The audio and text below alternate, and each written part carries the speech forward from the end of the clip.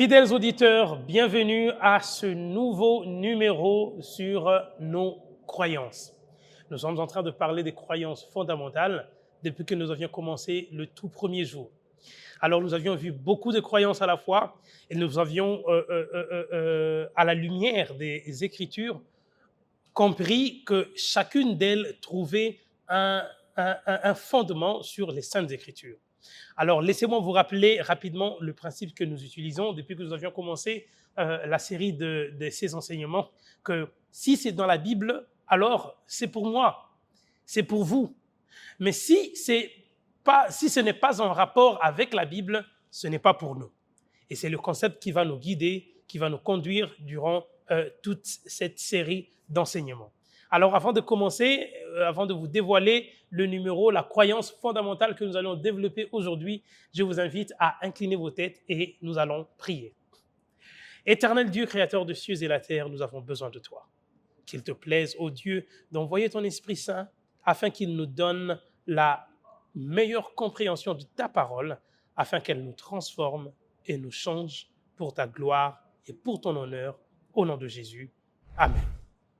Merci beaucoup. Aujourd'hui, nous allons parler d'une autre croyance fondamentale, qui est la nature de l'homme. Vous avez déjà entendu parler de beaucoup de théories, de beaucoup d'éléments à la fois liés à la nature de l'homme. L'homme naturellement est pécheur, la nature de l'homme est faible. Voilà, il y a beaucoup de détails qui tournent autour de cela. Alors aujourd'hui, je vais vous proposer un numéro qui va nous donner beaucoup plus de détails, et la Bible, la parole de Dieu, notre référence, nous donnera des preuves, des confirmations, des affirmations sur la croyance fondamentale de la nature de l'homme. Je vais vous présenter le concept et après nous allons commencer le marathon de la série d'études des versets, la lecture des versets bibliques. L'homme et la femme furent créés à l'image de Dieu et dotés d'une individualité, c'est-à-dire du pouvoir et de la liberté de penser et d'agir. Ce que nous appelons communément le libre arbitre, la capacité de faire le choix par nous-mêmes, sans pour autant que nous ne soyons poussés ou forcés par qui que ce soit.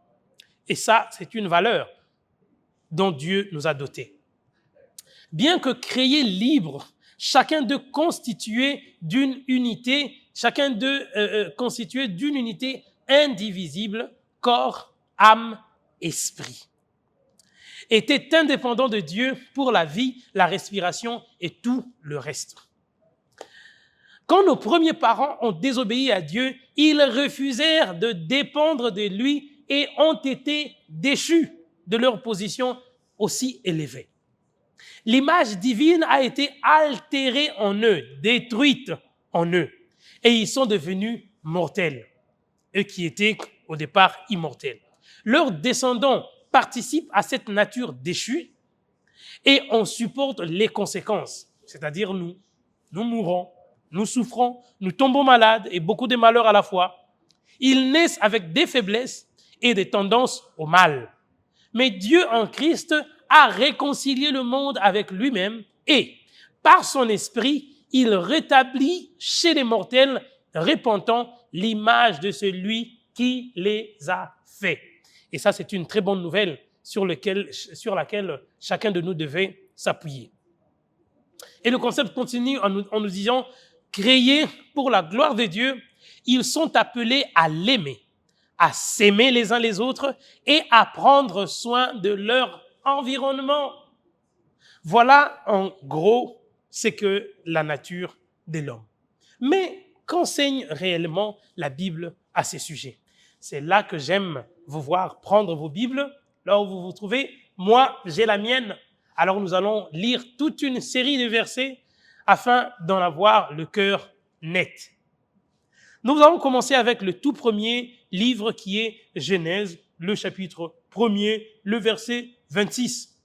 Genèse, le chapitre 1er, non, ne lisez pas, nous allons le réciter. Puis Dieu dit, faisons l'homme à notre image, selon notre ressemblance, afin qu'il domine sur les oiseaux du ciel, sur les reptiles, sur les les oiseaux du ciel, sur les bétails, sur toute la terre et sur tous les reptiles qui rampent sur la terre. Au fait, j'avais besoin de jeter un œil, ne m'en tenez pas rigueur. Alors, l'homme a pour créateur Dieu. Concernant la nature humaine, il y a des scientifiques qui disent que voilà, on a commencé à l'état embryonnaire, une petite cellule dans les os qui s'est développée et après qui est sortie sur la surface de la Terre et après on est devenu des singes et ces singes a évolué jusqu'à se redresser et devenir tel que je suis. La Bible nous enseigne clairement que c'est Dieu qui nous a créés. Il nous a créés à son image, selon sa ressemblance. Et il nous a donné le pouvoir, la capacité, la puissance de dominer sur la terre. C'est comme ça que nous sommes l'espèce humaine la plus évoluée, la plus intelligente. Nous avons une conscience. Vous voyez, nous avons de l'intelligence.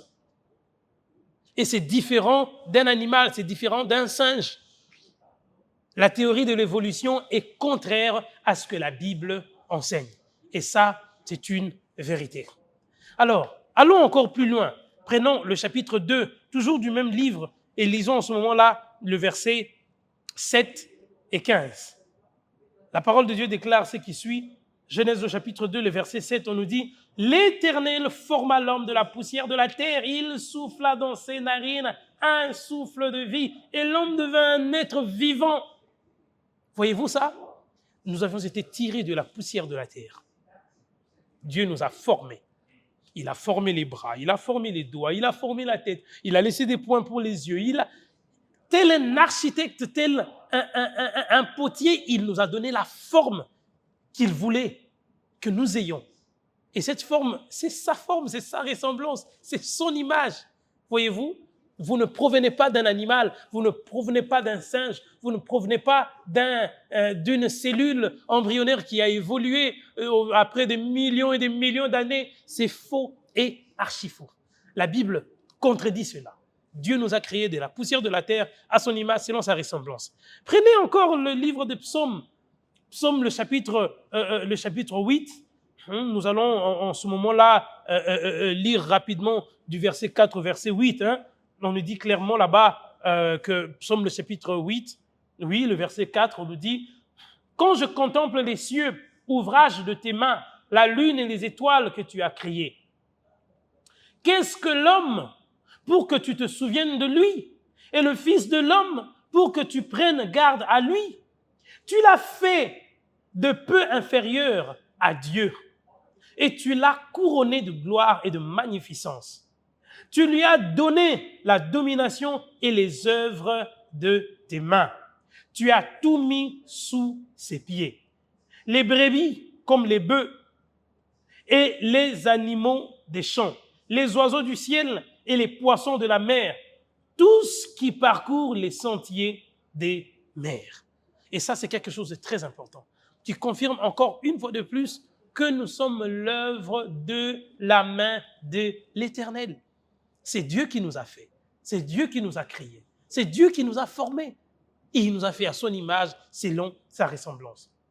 La croyance fondamentale sur la nature de l'homme s'enseigne telle que la Bible est en train de nous le démontrer. Allons rapidement cette fois-là dans Jérémie, le livre de Jérémie, le chapitre 17, le verset 9. Jérémie, le chapitre 17, le verset 9 nous donne encore un autre éclairage qui nous sera beaucoup plus intéressant et important concernant la nature de l'homme comme une croyance fondamentale.